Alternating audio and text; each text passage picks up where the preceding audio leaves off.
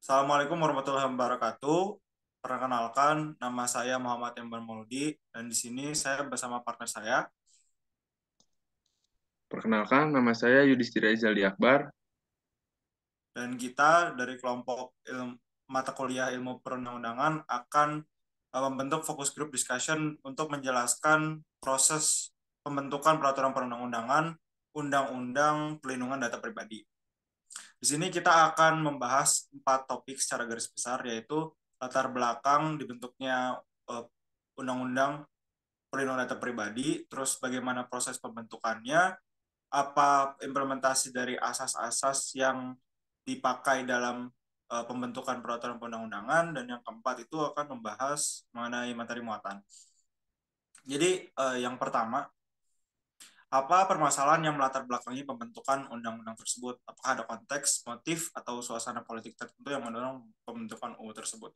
Sebelumnya, menurut GDPR, General Data Protection Regulation, data pribadi merupakan segala informasi yang berhubungan dengan identitas seorang, yang meliputi nama, nomor, informasi demografis atau lokasi, serta informasi mengenai fisik, mental, genetis, kebudayaan, kondisi ekonomi, serta identitas sosial seseorang tersebut. Data pribadi merupakan data yang sangat berharga dan perlu dilindungi karena rentan untuk disalahgunakan seperti kejahatan phishing, pencurian identitas, carding, hacking, penipuan online, dan lain-lain. Selain menjaga dan mengawasi pemakaian data pribadi merupakan tanggung jawab masing-masing individu, perlu adanya perlindungan secara hukum mengenai data pribadi agar kejahatan jenis baru ini dapat dicegah. Urgensi pengaturan mengenai perlindungan data pribadi telah disadari oleh pemerintah. Berdasarkan Surat Presiden Nomor 5 Tahun 2020, Presiden menugaskan Kemenkominfo, Kemendak, Kemenkumham untuk membahas RUU tentang perlindungan data pribadi bersama-sama dengan DPR. Berarti inisiasinya dari pemerintah dan DPR. Undang-Undang Nomor 27 Tahun 2022 tentang perlindungan data pribadi pada bagian menimbangnya dikemukakan terdapat 3 yang menjadi dasar pertimbangan pembentukan UU. A. Perlindungan data pribadi merupakan salah satu hak asasi manusia yang dijamin oleh Undang-Undang Dasar 1945. B. Perlindungan data pribadi ditujukan untuk menjamin pengakuan dan penghormatan atas pentingnya data pribadi. Dan C. Perlu suatu undang-undang untuk meningkatkan efektivitas perlindungan data pribadi. Perihal perlindungan data pribadi sudah diatur dalam Undang-Undang Dasar 1945 pada pasal 28G ayat 1 bahwa setiap orang berhak atas perlindungan diri pribadi, keluarga, kehormatan, martabat dan harta benda yang di bawah kekuasaannya, serta berhak rasa aman dan perlindungan dari ancaman ketakutan untuk berbuat atau tidak berbuat satu yang merupakan hak asasi. Hak data pribadi, ruang lingkupnya meliputi A. Hak untuk tidak diusik oleh orang lain kehidupan pribadinya, hak untuk merahasiakan informasi yang bersifat sensitif dan menyangkut dirinya, C. Hak untuk mengontrol penggunaan data pribadinya oleh pihak-pihak lain. Perlindungan mengenai data pribadi merupakan hak yang berdasar atas hak untuk penghormatan atas kehidupan pribadi, sehingga pemegang hak atas data pribadi adalah orang perorangan yang secara nyata merupakan pemilik data tersebut. Hak atas data pribadi sudah dikuatkan dengan putusan MK nomor 5 tahun 2011 yang menyatakan right to privacy merupakan bagian dari hak asasi manusia. Dengan demikian, penyalahgunaan data pribadi termasuk sebagai pelanggaran hak asasi manusia.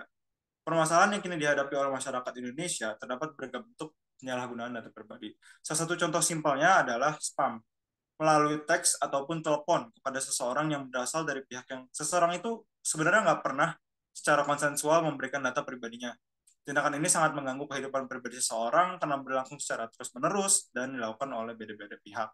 Selain mengganggu, tindakan spam biasanya berawal dari penawaran produk yang nantinya akan berujung pada penipuan online sehingga akhirnya menimbulkan kerugian material bagi yang terdampak. Penyalahgunaan data pribadi semakin marak karena dapat diakses dengan mudah.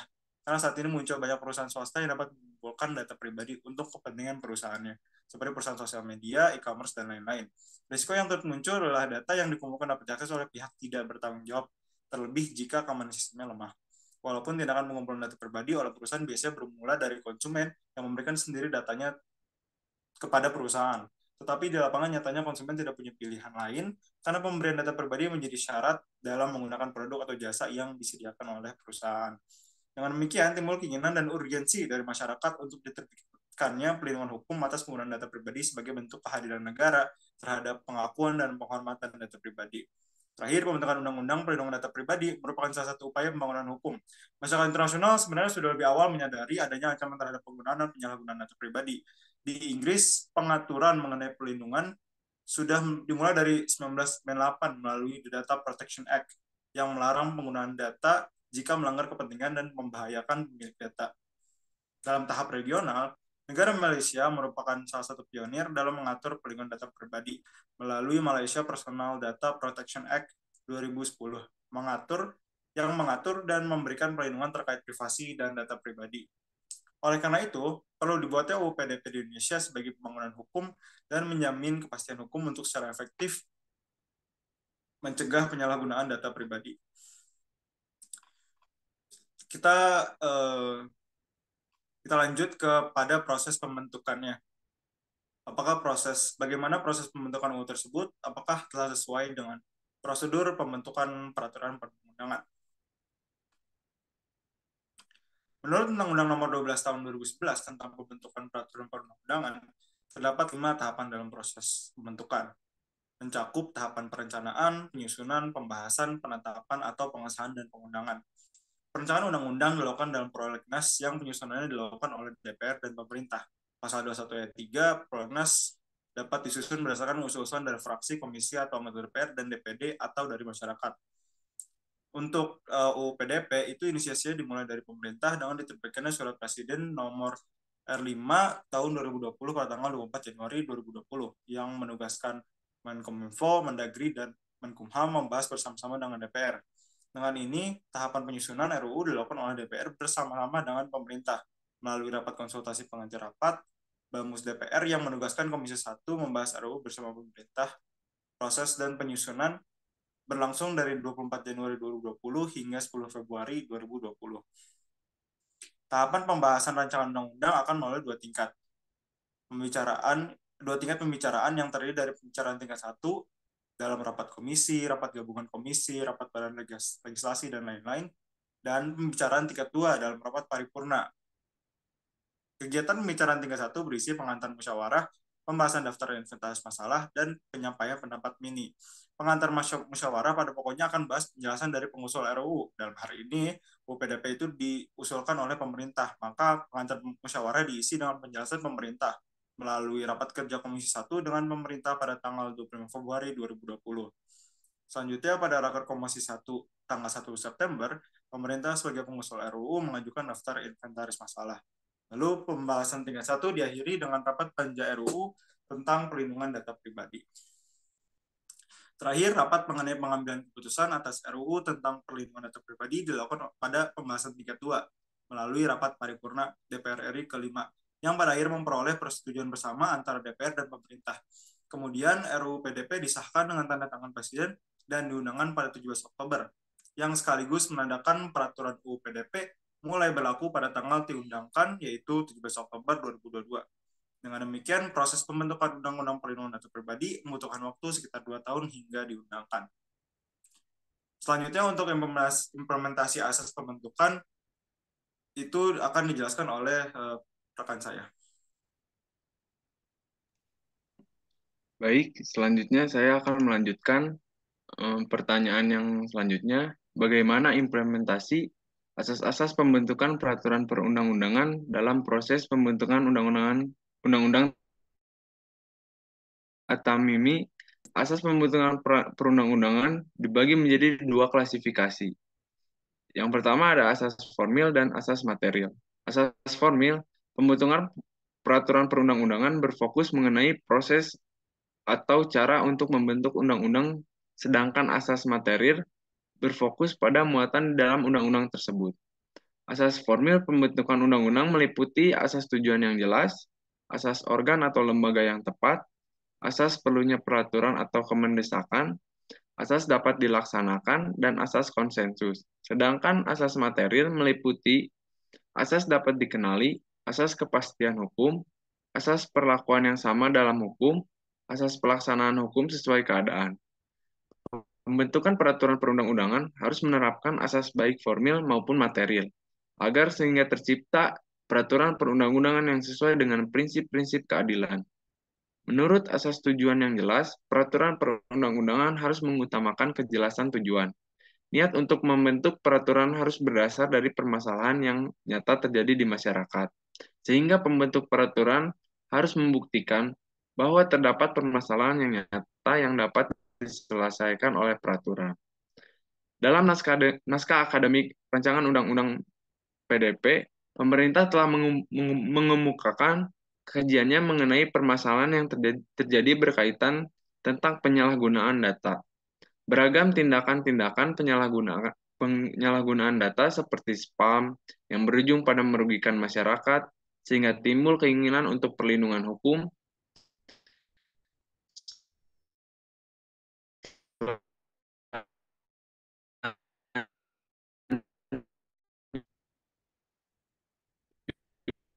manfaat. Dalam hal Undang-Undang PDP, perubahan yang dikehendaki adalah perlindungan hukum pada data pribadi, terutama pada tindakan pengumpulan dan penyalahgunaan data. Undang-Undang tentang Perlindungan Data Pribadi dalam pembentukannya menerapkan pula asas kemendesakan atau perlunya peraturan. Tidak jauh berbeda dengan kejelasan tujuan. Asas perlunya peraturan berarti suatu masalah sudah tidak dapat diselesaikan sendiri oleh masyarakat. Sehingga peraturan undang-undang dianggap satu-satunya cara untuk menyelesaikan permasalahan. Seperti pada PDP. Data sudah menjadi permasalahan yang sangat meresahkan. Masyarakat dan orang perseorangan mustahil untuk mencegah penyalahgunaan data, terutama ketika banyak perusahaan swasta yang menerapkan syarat pemberian data pribadi untuk pemakaian produk atau jasa. Oleh karena itu, Undang-Undang Data Pribadi. Selanjutnya, asas organ atau lembaga yang tepat adalah membentuk peraturan haruslah yang secara kewenangan tepat untuk membentuk peraturan tersebut. Peraturan mengenai perlindungan data pribadi dibuat dalam bentuk undang-undang yang sebagaimana diatur dalam Undang-Undang Dasar 1945 yang memiliki kewenangan untuk membentuk undang-undang adalah Dewan Perwakilan Rakyat. Tetapi dalam pasal 20 ayat 2 menyatakan bahwa setiap rancangan undang-undang harus dibahas oleh DPR dan Presiden untuk mendapat persetujuan bersama. Jika dilihat dari proses pembentukannya, rancangan undang-undang diinisiasi dan dibahas hingga disetujui oleh pemerintah dan DPR. Terakhir, berkenaan penerapan asas material, pembentukan undang-undang pada Undang-Undang PDP, asas kepastian hukum, jaminan bahwa hukum dijalankan, bahwa yang berhak menurut hukum dapat memperoleh haknya, dan bahwa putusan dapat dilaksanakan. Dalam pasal 27 menyatakan bahwa pengendali data pribadi sesuai dengan ketentuan wajib melakukan pemrosesan data pribadi secara terbatas dan spesifik, sah secara hukum dan transparan. Hal ini mencerminkan bahwa asas kepastian hukum dapat dijalankan karena pemilik data pribadi kepada pengendali memberikan perlindungan sesuai dengan kapasitas yang dibutuhkan untuk informasi yang dibutuhkan secara spesifik, sehingga perlindungan terhadap suatu data pribadi akan aman. Lalu selanjutnya mengenai materi muatan undang-undang dalam perlindungan data pribadi. Pertanyaannya adalah, apakah materi muatan yang terkandung dalam undang-undang tersebut sesuai dengan materi muatan undang-undang? Apakah ada permasalahan konstitusional dalam materi muatan tersebut? Materi muatan dalam Undang-Undang Perlindungan Data Pribadi salah satunya terdapat dalam pasal 38 Undang-Undang PDP yang mana menjelaskan bahwa pengendali data pribadi wajib melindungi data pribadi dari pemrosesan yang tidak sah. Hal ini berkenaan dengan asas dalam materi muatan dalam pembentukan undang-undang, yaitu asas pengayoman. Karena para pengendali data pribadi sebagai pihak pengelola memberikan perlindungan terhadap pemilik data pribadi agar sesuai dengan prosedur maupun kebutuhan dalam kelengkapan informasi. Asas keadilan juga turut serta dalam materi muatan Undang-Undang PDP karena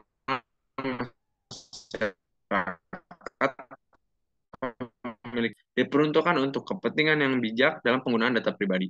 Asas ketertiban juga berkaitan dengan pembentukan Undang-Undang PDP. Karena dengan adanya undang-undang tersebut, pemroses data pribadi dengan pemilik data pribadi menjadi tertib karena pemilik memberikan informasi data pribadi, sedangkan pemroses data pribadi melindungi data yang diterima. Lalu materi muatan Undang-Undang PDP yang tidak ada yang bertentangan dengan Konstitusi Undang-Undang Dasar 1945. Dasarnya adalah hingga saat ini Mahkamah Konstitusi telah menerima 2 permohonan uji materi atas Undang-Undang PDP. Permohonan pertama dengan nomor 108 menilai norma pasal 1 angka 4 dan pasal 19 Undang-Undang PDP yang mengatur pengendali data pribadi dan prosesor data pribadi bertentangan dengan Undang-Undang NRI 1945. Selain itu, pemohon juga menilai norma pasal 2 ayat 2 Undang-Undang PDP yang mengatur pengecualian keberlakuan Undang-Undang PDP untuk pemrosesan data pribadi oleh orang perseorangan dalam kegiatan pribadi atau rumah tangga juga bertentangan dengan Undang-Undang Dasar 1945. Lalu ada permohonan kedua dengan nomor 110 2022 menilai bahwa pasal 15 ayat 1 huruf A Undang-Undang PDP yang mengatur pengecualian hak atas subjek data pribadi untuk kepentingan pertahanan dan keamanan nasional bertentangan dengan Undang-Undang Dasar 1945.